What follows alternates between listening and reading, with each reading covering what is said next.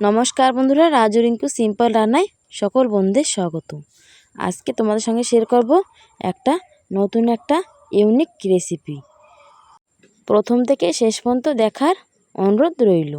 Video যদি ভালো লাগে লাইক করে শেয়ার করে সাথে থেকো। আজকে ছানার ডালনা রেসিপি করব, তাই আমি নিয়ে নিছি প্রায় 200 গ্রাম ছানা। সেই ছানা আমি ভালো মতো ছোটো ছোটো করে এই দেখো একদম মিহি করে মেখে নিছি। তারপর দিদি হতে হলদি পাউডার একটু কালারের জন্য, আর 2 চামচ বেসন। বন্ধুরা, বেসনের জায়গায় তোমরা ময়দাও ইস্তেমাল করতে পারো। তারপরে ভালো মতন মেখে একটা ডো শেপে পরিণত করছি। এই দেখো, তার থেকে ছোটো ছোটো লেচি কেটে আমি এই যে একটা বড়ার সাইজ করে নিছি। 2 হাতের মাঝখানে রেখে সুন্দর একটা বড়ার শেপ দিয়ে নিছি। বন্ধুরা, তোমরা তোমাদের মন মতন শেপ দেবে। তারপরে চুলোর পরে তেল দিয়ে আমি দিয়ে দিলাম ছানার নিরামিষ ডালনা দিয়ে দিলাম। দিয়ে এপিট ওপিট আমি একটু লাল লাল করে ভেজে নেব।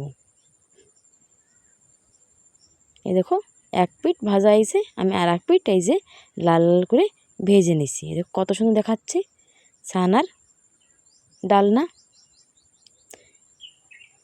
একটা প্লেটে আমি উঠিয়ে নিছি।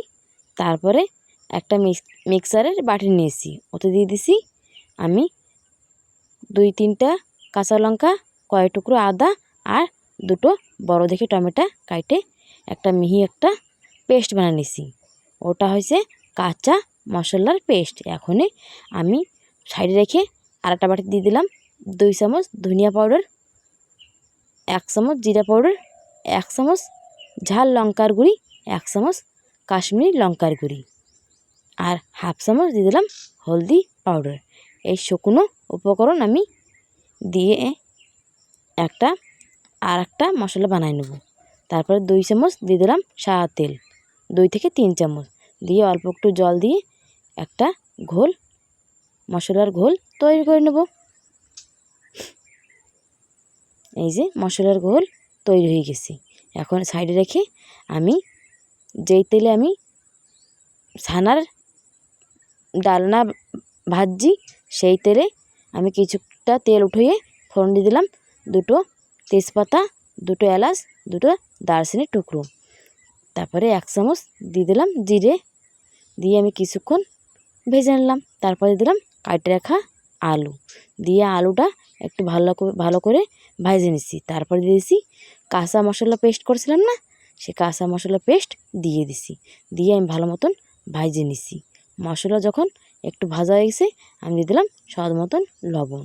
তারপর দিয়ে দিলাম কিছুক্ষণ ঢাকা, যার কারণে টমেটো বা আদা কাঁচা লঙ্কার ভালো একটা সেন্ট বাইরে তাই দিয়ে এই দেখো ভালো করে সেন্ট বাইরেছি। তারপর দিয়ে দিছি শুকনো মশলা, আমি জল দিয়ে গুলে নিয়েছিলাম না, সেই মশলাও দিয়ে দিছি। দিয়ে আমি আবারও কিছুক্ষণ নেড়ে চেড়ে একটু ভেজে নিছি। যখন তেল মশলাতে উপরে দেখা যাচ্ছে, তখন দিয়ে দিলাম পরিমাণ মতন জল। এর গ্রেভি অনেকই টেস্টি হয়। কিছুক্ষণ জাল করে আমি ফুটিয়ে নিছি। এই দেখো জাল ভালোই ফুটে গেছে। এখন আলুও হালকা হালকা সেদ্ধ হয়ে গেছে। তারপরে আমি দিয়ে দিছি ভেজে রাখা ছানার ডালনা, দিয়ে আমি কিছুক্ষণ জাল করে নেব। অনেক সময় জাল করব না। এখন আমি 10 মিনিট জাল করে দিয়ে দিলাম উপরতে ধনিয়া পাতা।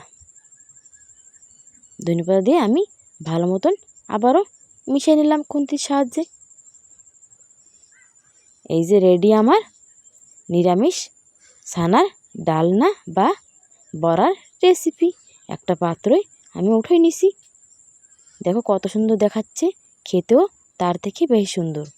গরম ভাতে বলো বা জিরা রাইস, সব কিছুর সাথে অনেকই টেস্টি লাগে। এর গ্রেভি দেখো অনেকই সুন্দর। বন্ধুরা, এইভাবে বাড়িতে একবার অবশ্য বানিয়ে খাই দেখবে, আর কমেন্ট করে জানাবে যে কেমন হয়েছিল। আমার এই রেসিপিটা দেখার জন্য অসংখ্য ধন্যবাদ। ভিডিওটা ভালো লাগে নতুন বন্ধুরা সাবস্ক্রাইব করে পাশে থাকবে, দেখতে থাকবে আমার নিত্য নতুন রেসিপি।